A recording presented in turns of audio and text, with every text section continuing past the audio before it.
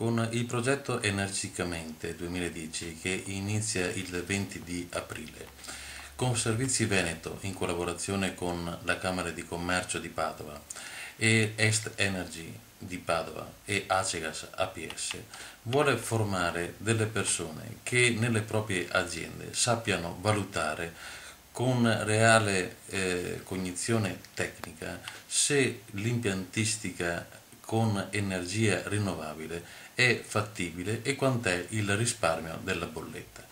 Si tratta di energie fotovoltaiche e di energie da biomasse, da energie da cogenerazione, da energie geotermiche o eoliche.